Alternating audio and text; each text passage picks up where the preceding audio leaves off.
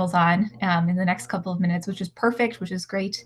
So yeah, and thank you also for bearing with us in the online format, because we know this is kind of weird and it's just, different than doing something like this in person. So I think we're hoping that questions will go into the chat, and then we'll be able to, like some of the moderators will be able to vocalize questions as they come in, just for the sake of easing the technology.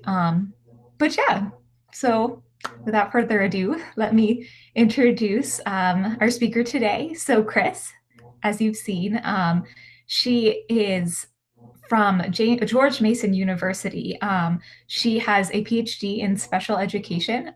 She's also a board certified behavior analyst, and she works with clients clinically. She is the program director at GMU for the ABA certification program, and she also has 20 years of experience as a special education teacher, or a special educator. So she is very, very qualified and experienced, and we are very lucky to have her. She also is available, in addition to this webinar and potential subsequent webinars, she is also available for one-on-one consultations if you're interested in paying to hire her independently, or contract her independently. So yeah, Chris, if you want to go into it, thank you for being here. Hi, everyone, and thank you so much for inviting me today. I was telling everybody yesterday, we were on a call, that I would think that a webinar like this would be successful if we had maybe 5, 6 people join. I'm just overwhelmed by the fact that everybody is so interested in this topic. I will do my best for all of you. So, but I also, I did put a link to my presentation in the chat box. Alexandra should have a copy of that. So if necessary, please feel free to check in with Alexandra if you don't see a copy of the presentation. That way, you'll have the links if you need them, or if you would rather look at it and maybe make some of the text a little bit bigger for yourself, or however you need to interact with the materials, please feel free to do so. I'm a very informal presenter. Some people here know me, some people don't, but I really, Amanda says she does not see the link. So Alexandra, maybe if you want to put in that link one more time, just so everybody has it. I'm a pretty laid back presenter, and I really like to interact with people. So please put your questions in. I know it's a little bit harder with a bigger group, so I'll try to get to as many things as I possibly can. Here, I regret that I can't really answer any specific questions about your specific children, just because I don't know them very well. And so if you have a burning specific question that you'd like to ask me, please feel free to email me. And let me put my email in the chat box real quick.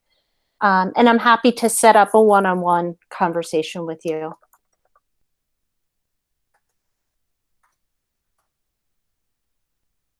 Okay, my email is in the chat box. If you need it again, it's very available, so feel free.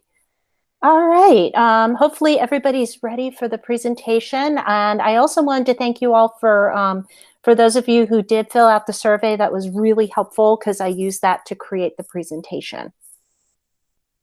All right, so I'm gonna hit present now.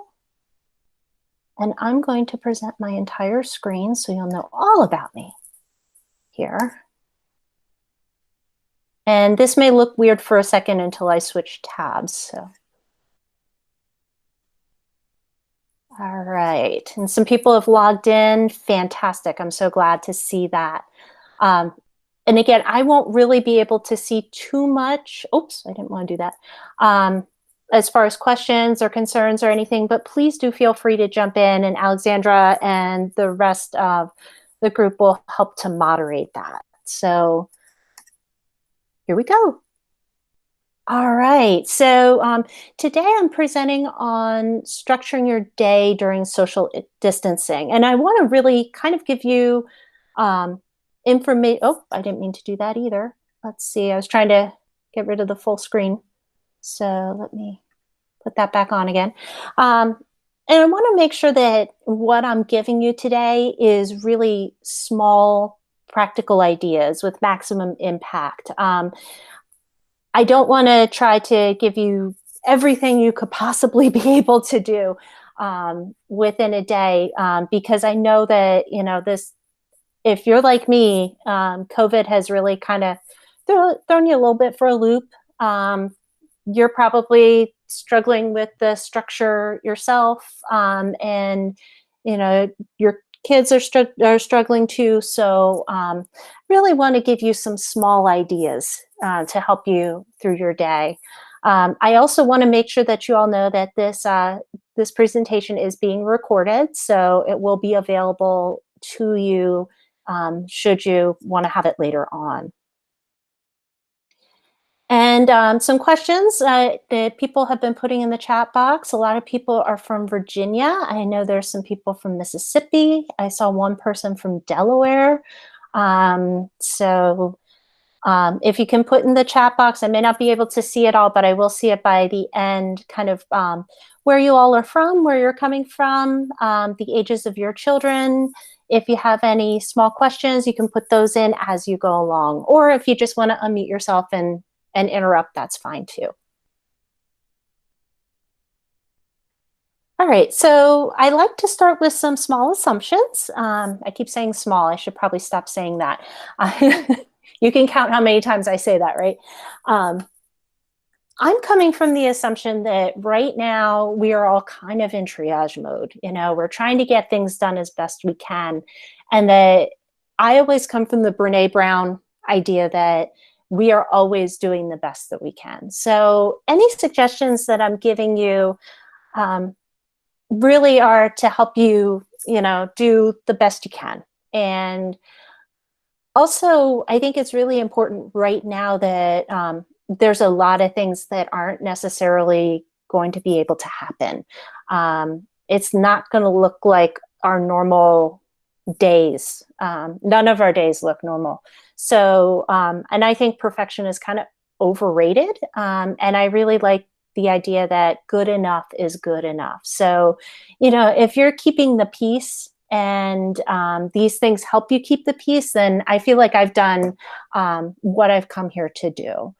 We're not school. We didn't sign up to homeschool. It doesn't really look like homeschool anyway. So, doing the best you can. I give you a lot of credit for doing the best you can right now, because it really is a hard time. That being said, wanted to talk a little bit about what I do as a behavior analyst so you can get an idea what we do. I do have there's a couple BCBAs on here, so unmute your mics, jump in, talk about a little bit what you do during the day.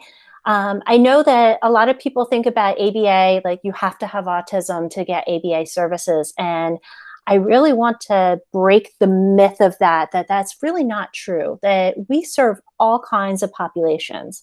I work with people who are interested in health and fitness and don't necessarily have disabilities, but want to eat better and exercise. We work in schools, we work in homes, we work in corporations, all different places. So if you've been thinking, oh, well, my kid doesn't have autism, so I don't know that they would qualify for, ABA services, I encourage you to maybe look into it a little bit further, because we can really work with just about anybody that comes to our door. I'm going to be talking a little bit about reinforcement and rewarding. And sometimes people go, oh, but I'm bribing my kids. And I want you to kind of, drop that guilt from you, if you will, because what I'm talking about here is not necessarily bribery. We're talking about structuring a day so that there are incentives to participate. And I'll talk about the differences between that in a little bit. It's not just for kids. I'm going to stay away from some of the things on this bullet point, but it's not just for kids. We all, and you'll see as I talk through this, we all have, in some ways, benefited from behavioral approaches, and you're going to see that some of the things that I'm presenting about kids that you may actually want to use during your own day to structure yourself. And the last thing that we don't do is that sometimes you think of people who are doing behavioral interventions, and it's going to be all about giving people food and M&Ms. We've gotten a bad rap about that. And actually, I'm not going to talk about food at all, except to talk about when to structure lunch and dinner. Sometimes we use some food rewards, but we try to keep that to a minimum. So really, I'm going to be talking more about structuring and how to build in some of those rewards during the day. So, that's just some myth busting that maybe you've heard about behavioral interventions. And then talking about, services and things like that. If you're interested in working with me one-to-one, please feel free to contact me. Okay, so let's talk a little bit about scheduling your day. And I really wanted to target this really to visual schedules, because that's where the majority of you have asked about. How do I put together these mythical visual schedules that the schools have put together or are in, my child's day program or in different programs, and I've never really known how to put one together at home.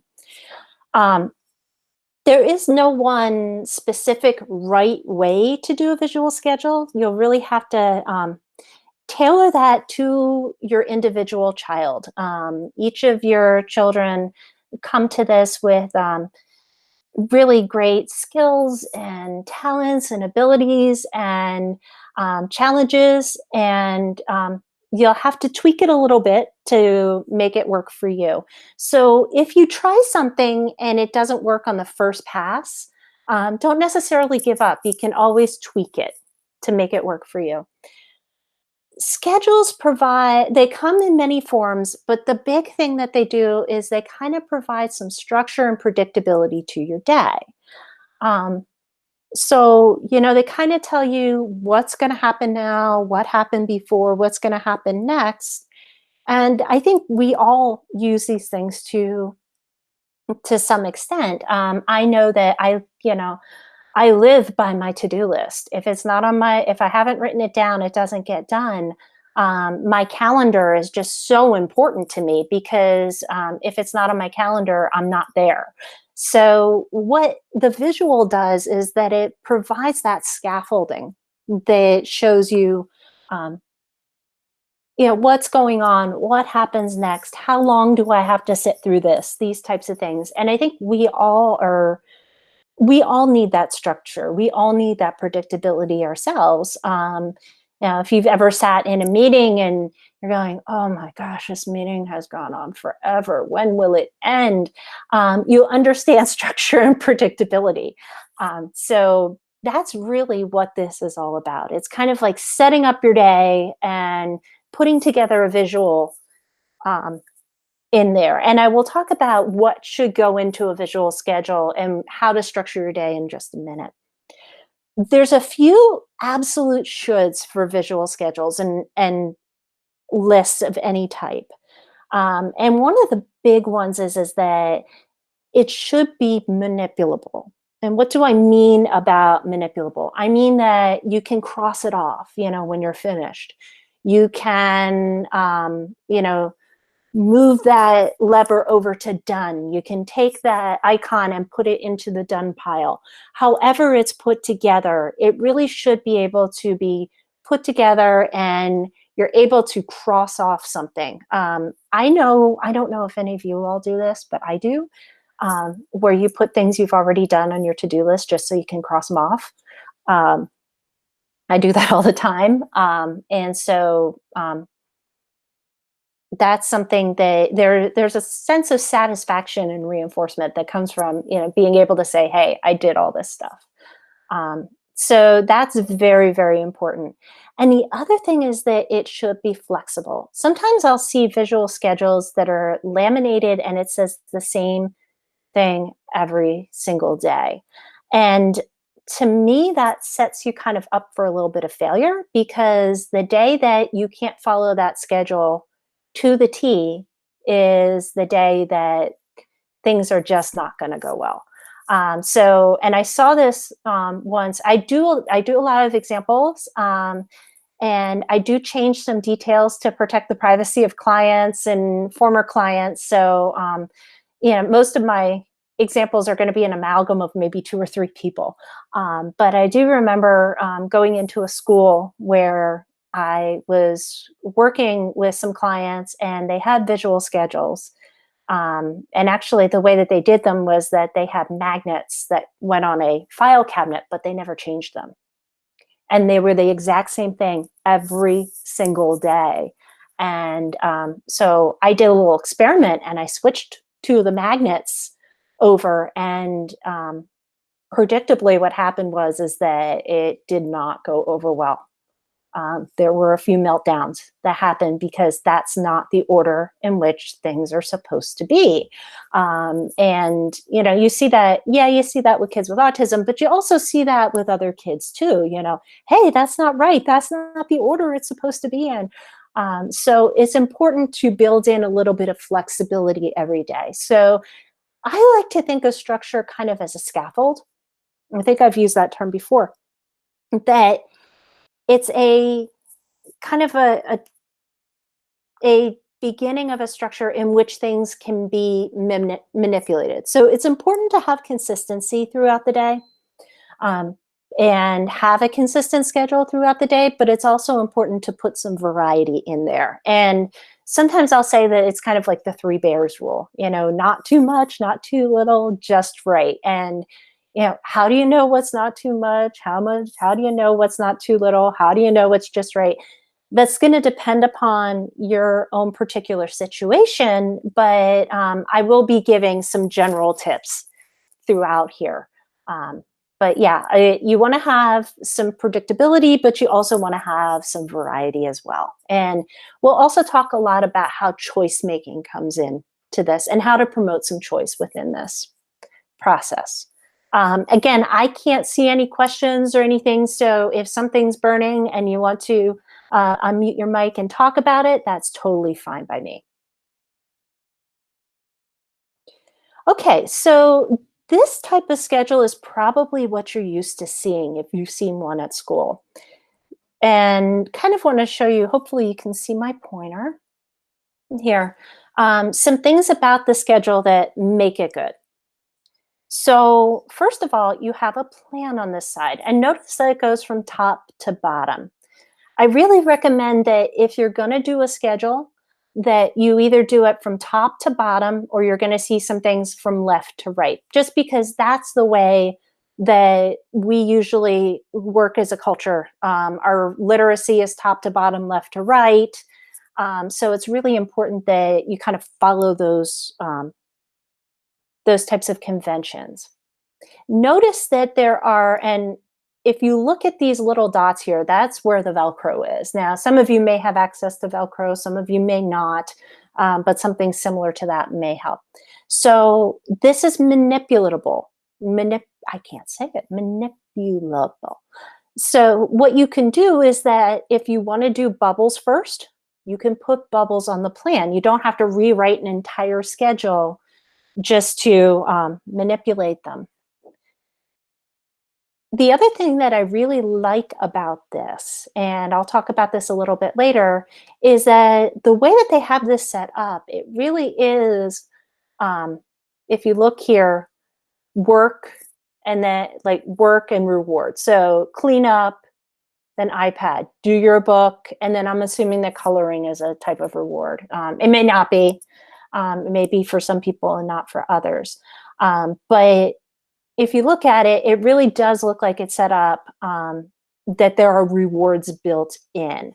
So, and what I recommend, I'll talk a little bit about this a little bit later, is that you build in, when you first start doing this, that you really have a 1-to-1 ratio of work versus reward.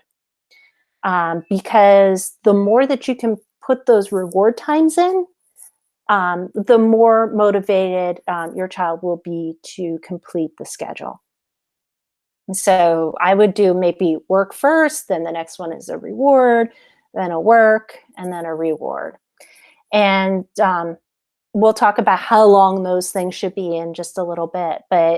And the other thing too that I recommend is working with your child to set up the plan. So sometimes this takes a little bit of time to get set up. And yes, you're going to have to put some things in that are non-negotiable. That happens. But doing some things like right here, putting maybe 3 of these out. Okay, we need to do some work. You can do cards, you can do reading a book, or you can do cleaning up. Which one do you want to do first? And putting that on the plan. And then what would you like to earn? I'd like to earn the iPad. Okay, the iPad goes next on there. You want to do Play-Doh? Did I hear any questions coming up or?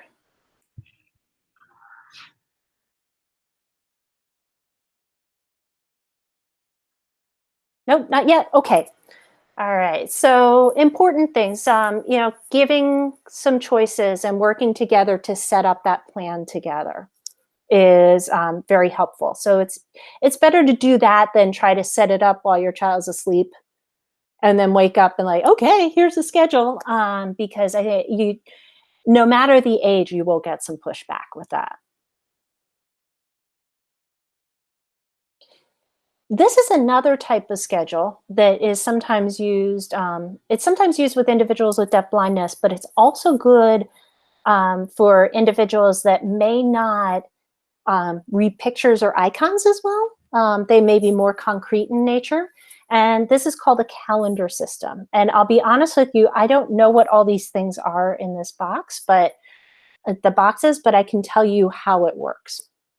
So again, you're going to go from left to right. And the first thing is you have some sort of object that's going to represent that activity. So let's say that you want to read The Cat in the Hat for the first activity. You put the cat in that basket. And then when it's done, empty means we're done. If the next thing is that we'll go work on the iPad for a little bit, you can put that in the basket. Let's say you want to work on the computer. You might do something like put a flash drive in there, or you might put a mouse or something in there. Let's say the next thing is eating lunch. You might put a fork or a spoon in there, and so on and so forth. And then once these are all emptied, then what that says to the child is, I'm done for the day. So that's another way to use schedules. You can actually use actual items where you put each item in, and then as you're done, empty baskets mean I'm finished. Here's a visual schedule that has pictures. This one happens to have like a laminated chart, but you can use, you can just print out pictures from your printer if you want to. Just use your iPhone, take a picture. This is really helpful for kids that might have a little bit trouble with abstracting from like cartoon pictures or other types of pictures. And taking a picture of your child actually doing the things that you want them to do also involves them, which is fun. And then you can use those as your visual schedule. And honestly, you can print them out. I print pictures out on cardstock and then use them as part of my visual schedule. But we don't have all of the resources available that we normally do. So I would say, if you take the pictures and you print them out, or I'm going to show you how to use like PowerPoint to be able to do this in a second. It really, the structure, the way you use them doesn't necessarily matter as much. So you can set them up as you need to. But what you really want is you want something that can be manipulated, and you want to make sure you're involving your child doing that, and that you're setting them up, like I said, top to bottom, left to right. So you can see there's a 1, 2, 3, and so on and so forth.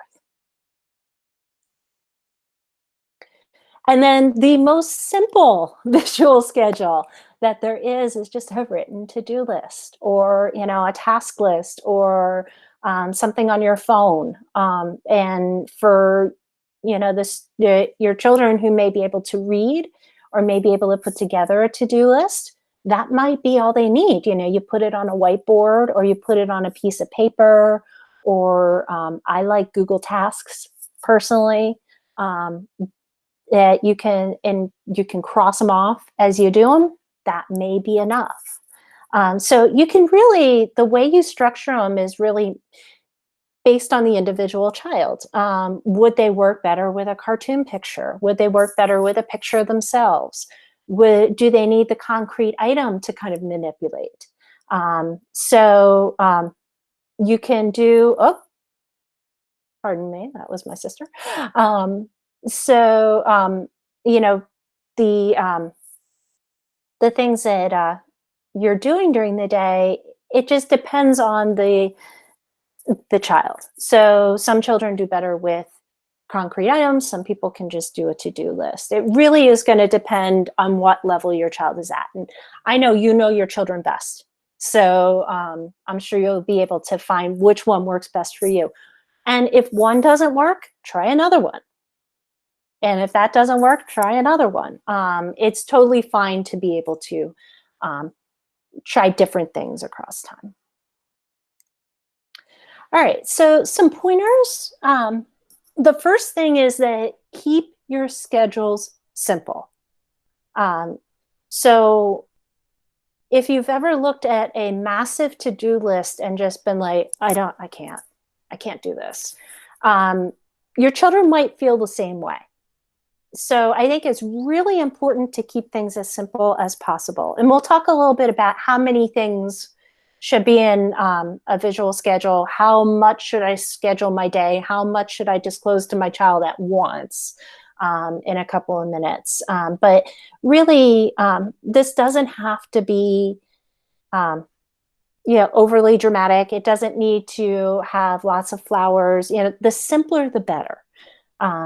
The simpler the interface, the better.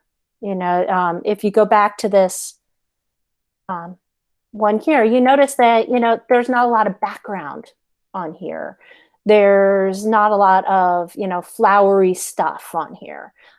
It's just we're going to do this. We did it. We're going to do this. We did it. We're going to do this. We did it. So the simpler, the better. Don't feel you need to make it super elaborate or super, teachery or anything like that. Again, photographs will do the trick. Photographs and a roll of tape. You can do that too.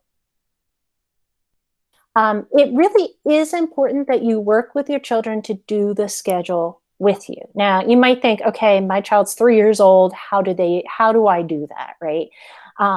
It may be that, you put two choices in front and you say, okay, here are your two choices. We can do, cooking now or eating breakfast now. That'd be more age appropriate. And then we'll do bath time. Which one do you want to do first? And sometimes just having those two choices there to say, what do I want to do first, will be enough to decrease a bunch of problem behavior. I mean, it sounds so simple, but it's so elegant that, if I have two things to do and I can decide which one I want to do first, sometimes that puts so much control in the hands of the child that it can actually prevent problem behavior. So having them picking their rewards as well. Now, one big thing that I do want to tell you about rewards is that in order not to make them bribes, it's important. There's two things that you want to do. The first thing is that you want to have them pick it in advance. So, okay, if you do this, you can have your iPad or whatever. What would you like to work for? Okay, notice that there's a piece that is an incentive, but also a piece of, what needs to be done first. So, and then if they do that without problem behavior, then that reward comes. In some small cases, you can still build in the reward time if things don't go so hot, over here. But if that happens and you want some extra um, information about that, please contact me and I'll give you some more info about that. And granted, this doesn't necessarily always work perfectly. There's, there's always some adjustment times and things like that. But you want to make sure that your rewards are, you do this and then we do that. That it's an incentive to do what you're asking them to do. And again, this isn't making people do things. It's more of, okay, if you do this, then you can have that. Just like we do, when I do my job, I get my paycheck. If I don't do my job, I don't get my paycheck. It's kind of the same idea. So if you think about it, somebody was talking about this yesterday as rewards as currency. If you do this, I will pay you that. And again, it's not bribery. We all work that way. With exercise, I don't particularly like going out and, doing exercise and getting my heart rate up all the time. But when I'm done, there are certain rewards that come from that. Lowered heart rate, stress level goes down, all those types of things that really make you come back and do that exercise again. So, scheduling reward time is very important. When you first start, I really recommend that you do a 1-to-1 ratio. One thing of work to one thing of reward. One thing to work, one thing to reward. Later on, as your child gets more used to it, you can start adding in more things before the reward. But I really suggest, when you first start out, do that 1-to-1 work reward ratio. So how much should we put on the schedule? And it's going to depend on, how old is your child? How much can they process at one time? What do they need? All those types of things. So a lot of kids first, when they're first starting out with scheduling, we just do a first then. So we say, okay, first you do this, then you do that. So you only have like 2 things on the schedule to begin with. For our younger kids or our kids that may have trouble processing, we sometimes do first then and then add on. For other kids, they are good with a couple of activities or maybe half a day. And then, we recalibrate and redo the schedule. Other kids are better off with a full day schedule. What do I have to do today? What are the things that I have to do today? And then some kids do need the multiple day calendar. So let's say you have a child and, they get to Skype with grandma once a week, or not Skype, Skype's Zoom. Let's do Zoom instead. Let's say they Zoom with grandma once a week and you have this situation where your child's going to, every 10 minutes they're saying, when do I get to Zoom with grandma? When do I get to Zoom Friday? When do I get to Zoom with grandma? Sometimes having that calendar there that has a picture that says Zoom with grandma, and you can start counting off the days, that'll help with some of that asking or checking. And you may find that you have to use a combination of these schedules. So maybe you have a full calendar somewhere, but you're also doing maybe a half-day schedule for a to-do list. So you can combine these together to create a better setup. And then let's talk about how to break down specific tasks. So you might be saying, okay, it's great that I have on the schedule clean bathroom, but I need to give a list of things to do when you clean the bathroom. So, you might have a child, if you put clean bathroom on there, they'll wipe up the sink and go, I'm done. No, there's more to it than that. So this is where something like a task analysis comes in. And this is the best way to talk about a task analysis is that it's a recipe. You do this, then you do that, then you do this, then you do that. So it takes that task and gives the child a list of things to do. So let's say it's getting dressed in the morning. and you want, your child to be more independent getting dressed, you might say, okay, what do I need? What are the steps that are needed for them to get dressed in the morning? So the first thing you want to say is, okay, where do I start? Do I need to start with, the clothes are laid out to get dressed in the morning? Where do I want to start? Do I want to start with picking out clothes? Do I want to start out with, they've already picked out their clothes. Now they just have to remember to put on their underwear. I have several clients that I need to remind them, please wear underwear. So that can be put into the task analysis. You want to also determine what types of things that the child would need to complete the task. So if they're cleaning the bathroom, they're probably going to need some sort of cleanser, some sort of rag, a toilet brush. They may need gloves to wear as they're cleaning. So you want to make sure you have that all available and ready. So then how do you break it down into steps? Well, the best way to do this, I guarantee you, if you just try to write it down in your head, you're going to forget a step, because most of these things that we task analyze, we're really already good at as adults. And that we will skip steps, or we'll chunk a step together, or, well, yeah, of course you're supposed to turn off the water after you rinse. That goes without saying, but it doesn't necessarily. So you want to make sure that you're determining each step in that task analysis. And how can you do that? Well, this is kind of the fun part. I do this with my students, and my students really enjoy doing this every semester, or at least that's what they tell me. That either watching someone else do the task and writing down the steps, or doing the task yourself and then writing down the steps, is really helpful to putting together a task analysis. Then what I do is that I have them write down their task analysis. Number one, get the clothes out of the drawer. Number two, put them, lay them out on the bed. Number three, pick up the shirt, put on the shirt.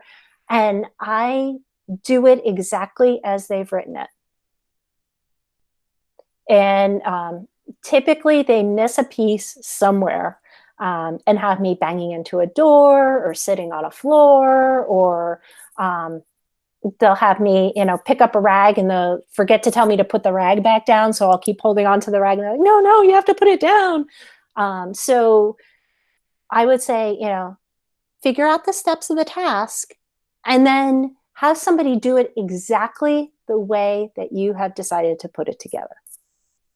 So let me show you some of these task analyses, because I know that, this looks kind of esoteric. I put a few in here. This one would be hand washing. It doesn't have a whole lot of steps. Turn on the water. Put your hands in the water. I would have put turn off the water in between here, or after put hands in the water. Put 2 pumps of soap on hands. Now, I am thinking that the 2 pumps are probably because this child likes to pump soap on their hands. I probably would have put in here, maybe put your hand under the pump. I have a lot of clients who will put 2 pumps of soap, but they won't put their hand under the pump. Rubbing hands in the water, turning off the water, drying your hands. So that gives you an idea of one of the task analyses that you might use there. Here's one for it's a visual. I know the pictures are a little bit harder to see, so that's another reason why I gave you the presentation, so that you can make things bigger as you need to. But this one is about stocking merchandise. Now, obviously, we're not doing that during COVID. Well, maybe some are. But it tells you exactly how to stock the merchandise. Open the box. Look at the label. Find the shelf items that are the same. And typically these things are done in a specific order. So manipulable isn't quite as necessary with a task analysis as it is with a daily schedule. What I like about this one is that it has a checkoff box. So I can check off, yep, did it. Yep, did it. And when I get all those checks, I know I've done my job. So it's kind of a built-in reward there. And this one here is just, it's a recipe for a science experiment. I didn't put the whole picture here, but again, choose a topic, develop a hypothesis. Now, if a child doesn't know how to develop a hypothesis, you'd need more steps there. But you can see that these can take any form. And they can take the same forms that a visual schedule can take. So you can use them together. So let's say, it's like getting dressed. Okay, now I'm going to get that task analysis on getting dressed, check off the boxes of getting dressed, and then I get to go back to my schedule and get my reward after that. So you can kind of use them together. They sound like a lot of work, but honestly, when you put them together and you start using them, they kind of become second nature, just like when you start using a calendar and a to-do list. And then my favorite thing, and I'm going to say that I use them myself, are timers. A lot of our kids, yeah, okay, I have to take a bath, but how long is this going to take? And task analyses help with that because you have a check off, but not everything has discrete checkoffs. So this is where timers can come in. This is a time timer. You can buy them online at Amazon, anywhere from 19 to, you can go all the way up that you want to. But honestly, you can get an app for free, I think, or maybe a couple of bucks that does this exact same thing. So let's say so this one is set for 40 minutes. And what's cool about this is that the red disappears and then it goes off. So the child can actually see how much time they have left. You can do that with a digital countdown timer. You can do that with a countdown timer on your phone. Any of those things will work. Sometimes I have to keep them maybe a little bit further out of sight so that individual doesn't try to reset things. I enjoy it when kids go and they go behind my back and manipulate the schedule, or they try to move the timer, because that tells me that they're trying to negotiate with me a little bit. And sometimes that is a really good that's a good thing for them to learn. They're learning how to make choices. So I don't necessarily see that as a bad thing, although I will say that it can get frustrating at times. How much time should be in a task? So if you're like some of the clients that I have, you might be struggling a little bit with this online learning stuff. I realized with a couple of my clients that instead of thinking that the telehealth that I was providing was interactive, that I was just the most boring YouTube video ever. And that if they turned off the YouTube video, they could go to another YouTube video. So doing an hour-long telehealth with them really wasn't going to be happening. Or sitting in front of the computer for an hour really wasn't going to be happening. And with this, again, pick your battles, and really think about this as we are in, kind of survival mode here. So really think about, what's really important that your child needs to complete. And what I suggest is that you start with short bursts of activities, especially for younger kids. Some kids may only be able to do a minute or two before they get up. And if that's the case, start there. Some kids will be able to do 5, 10, 15 minutes. Wherever they are now, that's where you start. Because you know that they can complete it, they can get that reward. As they get more tolerant of what's going on, then you can gradually increase the time as tolerated. How do you know if you've gone too far? You have some problem behavior. That's time to back off a little bit and maybe set the timer for a little less time.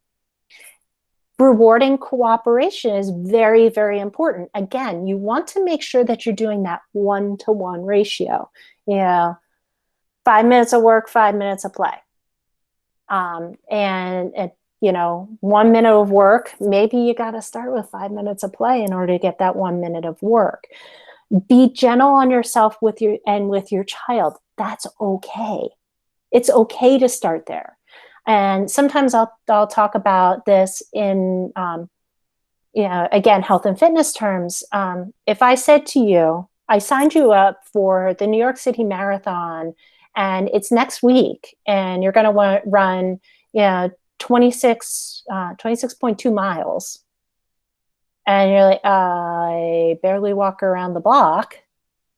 That's not going to happen. I'm setting you up for failure. But if I say, you know what, maybe in a year or two, if you really like this running stuff, maybe we can get you running a marathon. But right now you're walking around the block. That's great. Let's start there. Let's have you do that 5 days a week. Once that's consistent, let's do a block and a half. Let's do 2 blocks, and so on and so forth until you get to the point, hey, let's jog a few intervals. Okay, great. And then all of a sudden after, well, for me, it's been several years, you get to the point where you can run for some people. Some people, not so much, but for most of our kids, if you build up time and you build up tolerance, you're gonna have less arguments, less fights with your kids. And I wanted to put this in because this is something I actually use for myself. So if you're saying, Chris, physician, heal thyself, I'm going to tell you that I use all of these things for myself to keep myself on track as an adult. So I use visual schedules, I use task analyses, and I most definitely use timers. And there's something called the Pomodoro technique. Maybe some of you have heard of it, where you do 25 minutes of work and you get a 5-minute break for every 25 minutes. And then every fourth cycle, you take a longer break. So these things are really, they're not just for kids. We can use them ourselves to structure our own days, which I find very, very cool. So, the whole work reward thing isn't necessarily just for, young kids or something like that. Putting that structure together and stuff really helps everybody. Okay, so let's talk a little bit about, I don't necessarily have the technology and things like that. How can I put this together in a way that I have, right now? So what I did was that I just, in this Google slide, I made a table. And what I would do is, if your child tells time, no, go back. If your child tells time, you might want to put the time in, or you might put a picture of, the clock as to how many minutes, or something like that. And then you can put that picture of that activity. And I literally got these just off of art on Google. And I think if you're using them for your own personal use, it's fair use. If I were actually trying to, use this and put this together as a commercial thing, I wouldn't want to do that. So what I would do is probably print out this piece of paper, tape work with my child to, see how I want to put all these things together, and then tape this picture to the activity. And then when it's done, I tape it over here. Now, is Velcro a lot better? Yeah, it's a little bit more durable. Is it better to try to laminate this stuff? Yeah, it's going to make it a little bit more durable. But if you have a printer and some Scotch tape, you've got enough for right now. And so I'd go through and we'd set up the day as we'd like. So the other thing that I did here is that I set up another schedule here where I tossed all these photos just into a Google slide. So it's just in a slide. And let's say I say, okay, today we're going to do iPad. You've got to do some work for class. We're going to eat lunch. We've got bath time. You can go outside and swing for a little bit. And you need to sweep the floor or sweep the driveway. All right, what order should we put this in? So maybe for some kids, you'd say, all right, we've got 3 things. Which one do you want to do first? Well, I kind of want to eat my salad first. Okay, put that up there. All right, so then what would you like to do next? Well, I think I want to take a bath. And they may just point to that picture. They may hand you the picture is another thing. They may put their hand on it. All those things communicate. So, it doesn't have to be verbal. It's however you'd like to do it. And then you can set up your schedule the way, okay, well, we have to meet with your teacher because it's set at that time. But then after you're done, you can play with your iPad. And then after that, you can sweep. We need you to sweep for a little bit, and then you can go on your swing. So I've now put together a visual schedule on Google that child can use. Now, let's say I want to do something manipulable. Okay, you ate your salad, hit delete, it's gone. And I just hit the undo button there. So these things can be done. This is free. This comes with your Google. All right, so let's go back to this one here.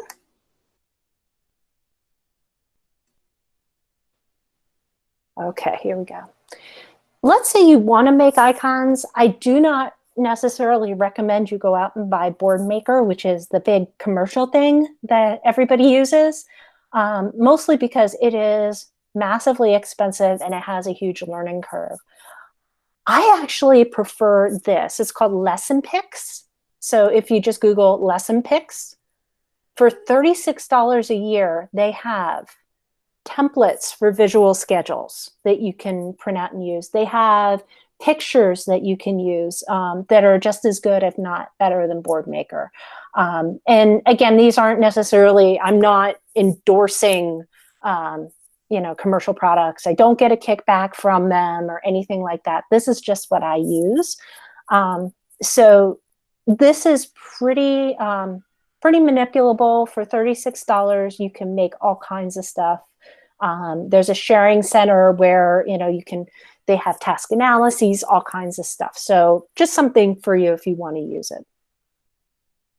And let's say you're an app person. Let's say you're looking for some apps. I put some stuff in here for some different websites. Some of them have are reviews of scheduling apps.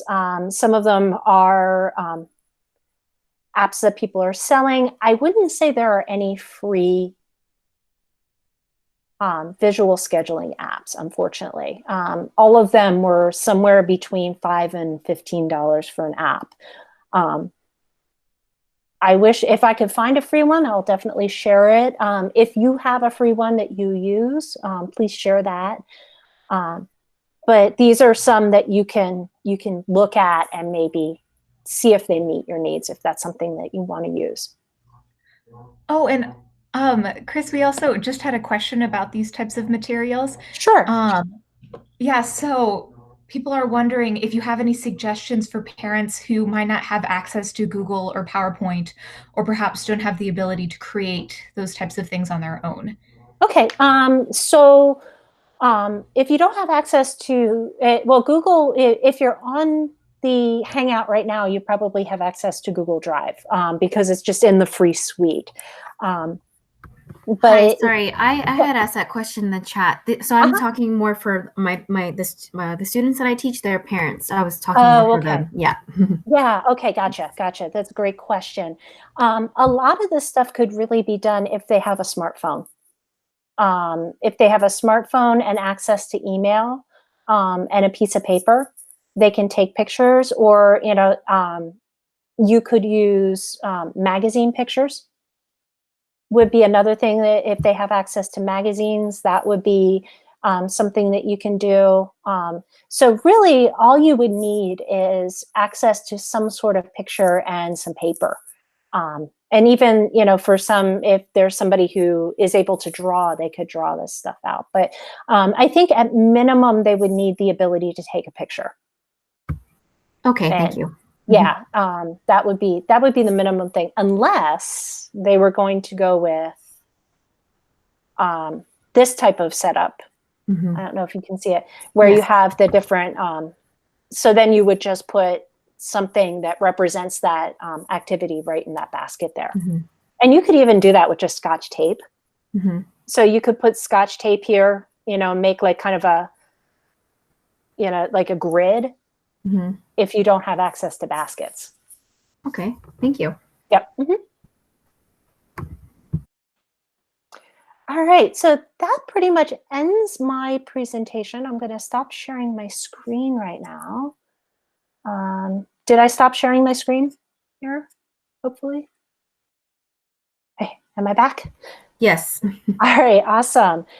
So what I'd love to do is open the floor for questions, concerns, and I know I have a few people who are on the chat here that also do this, so I'd love for them to jump in and give some ideas too, because I've talked way too much.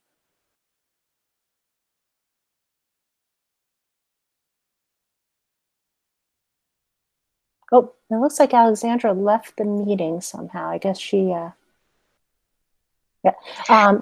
She did. Yeah, okay. Well, Robin had a question. Take a picture of your phone, import into a blank document to create a schedule. And yes, Robin's absolutely right. Robin's also a BCBA.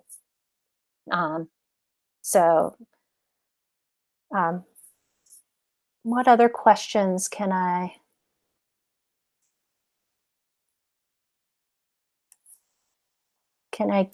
help with?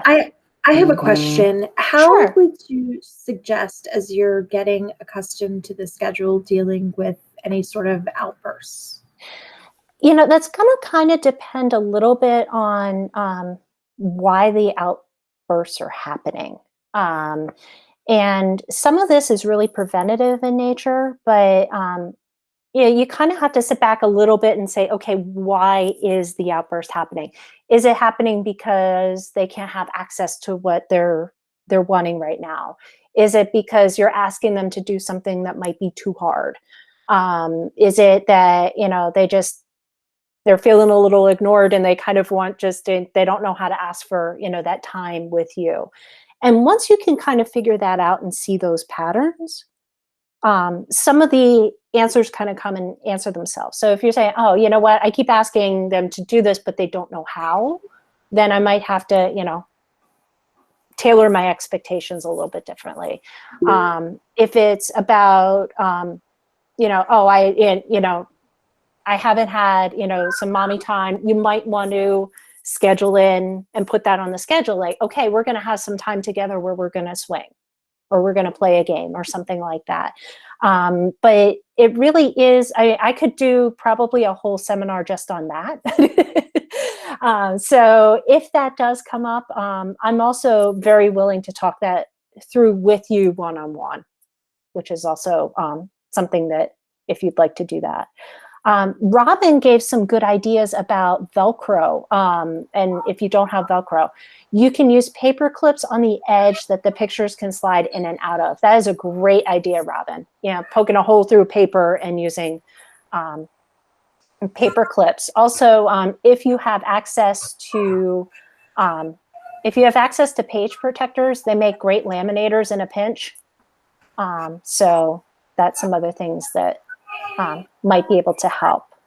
So hopefully that was helpful to you. What other questions can I answer? Hi, this is Elizabeth Noriega. I don't know you guys can hear me. Hi. Actually, thank you so much for this. I got here a little bit late, but so I'm gonna hear it from the beginning when I got the link. But I just want to say something. Today was actually the first day that all this online learning hit me.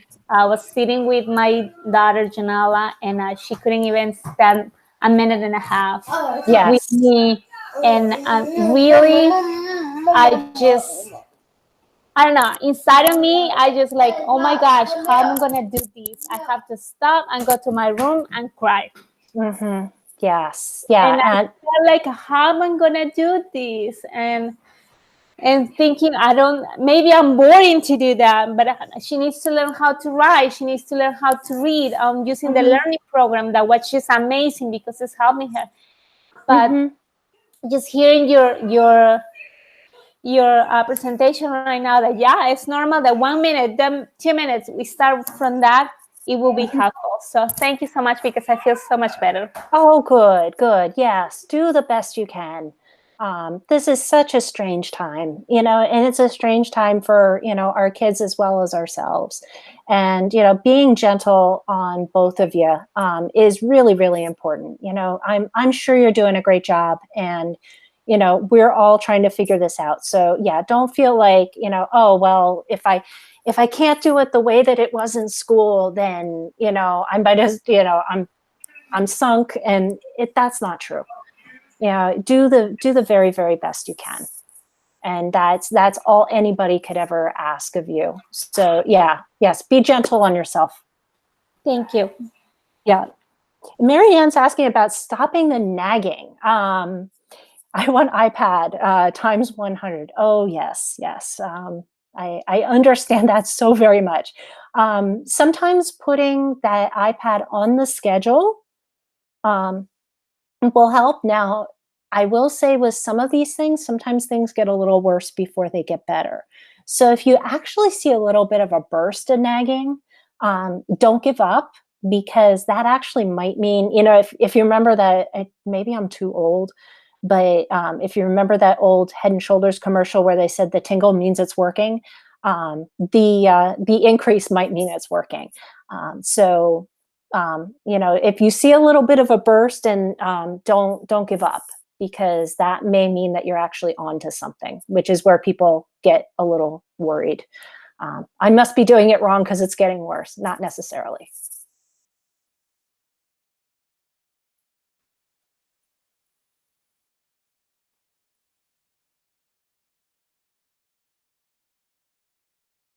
All right. Any other things that I can answer, concerns? I so much appreciate everything that you all are doing, and I very much appreciate this opportunity. And it's just amazing that you all came. So I really thank you so much. I really appreciate that. I did have one question. I just was reading the chat quickly. Somebody said that their daughter's 12 and they can't get her off her phone. Yes. Should I take away her phone most of the time? Wow, that's a huge question. Again, I don't know much about your personal situation, but I would say that maybe this might be more of a weaning issue as opposed to taking away her phone most of the time. I think you probably get huge pushback from your daughter if you just said, okay, no phone. You can have it for 10 minutes a day. So what you might want to do is add in some non-phone activities that she needs to complete in order to have some phone time. Sometimes a point system is helpful, where you have, you earn, tokens or, some sort of currency in order to cash in for a phone. That again would be a whole discussion in and of itself. And Robin says, Robin is absolutely right. Thank you, Robin, for coming. You need to replace that time not on the phone with really fun stuff. Yeah. So if it's all chores, that's probably going to do. Robin's absolutely right. So, building in some things that that she likes to do that aren't phone related. And then but I would say go slowly, just like we said about, build up 1 minute or whatever. Definitely go slowly.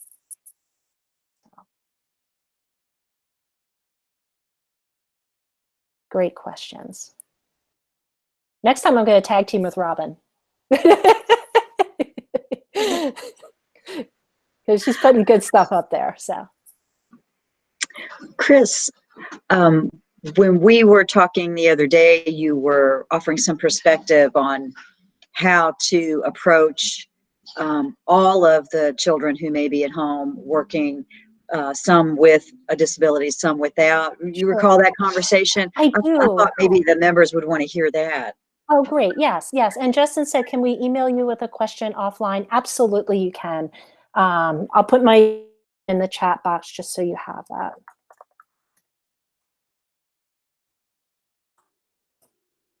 Feel free to email me anytime with questions, concerns. We can set up stuff.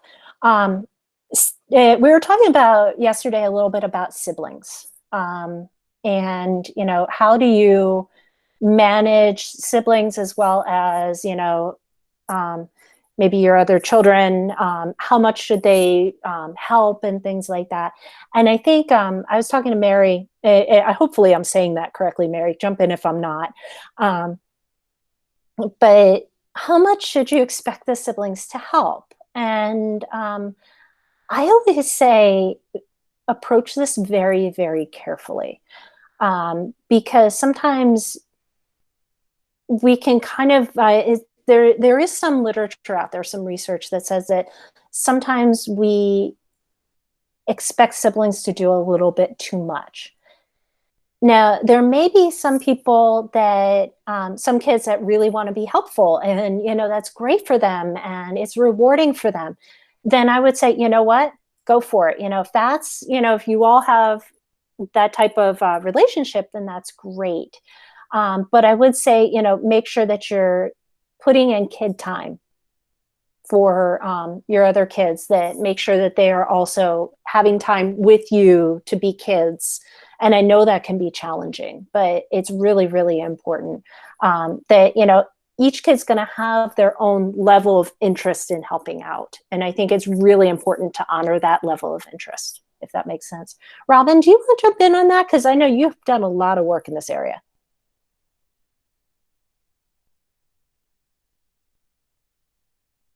Your microphone's still muted. Let's see. I don't know that I can unmute you. Stacy, can you unmute Robin?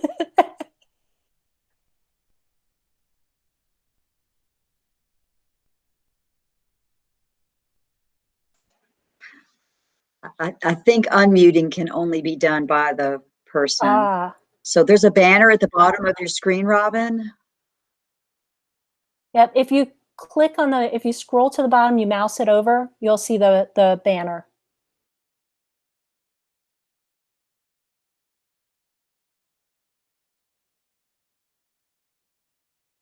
Oh, it's not popping up. Oh, too bad. Okay. Yeah, if you scroll down, maybe it might be because of the number of participants. I'm not sure.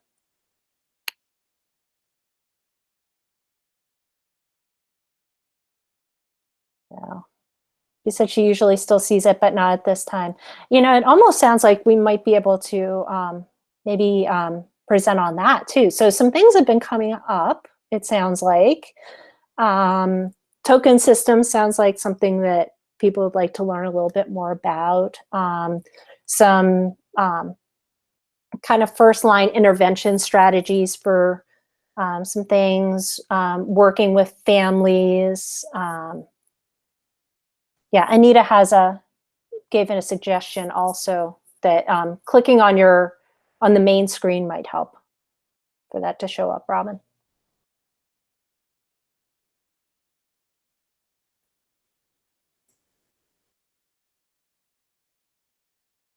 No?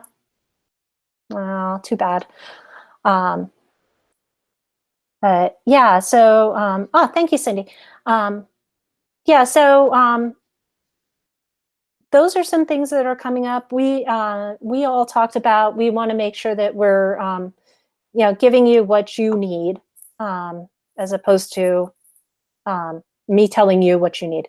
So, feel free, if you have some ideas too of webinars that you want to do in the future, email me. Is that okay, Mary, to say?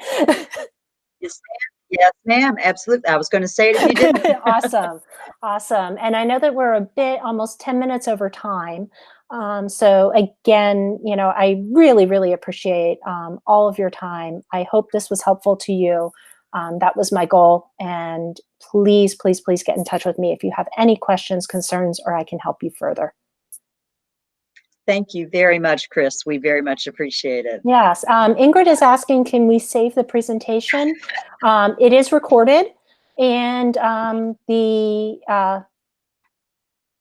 Anita will post the link to everyone who registered. Yes, and you can have a copy of that presentation for your own.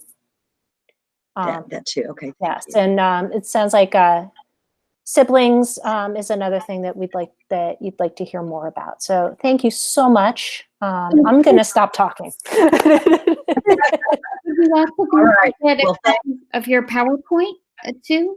Yeah, feel free to. yeah. Yeah, feel free. Mhm. Thank you. You want to go ahead and wrap it up, Stacy? Yeah, well, thank you everybody for joining us. I think it was a great presentation. Thank you. See you next time. Yeah.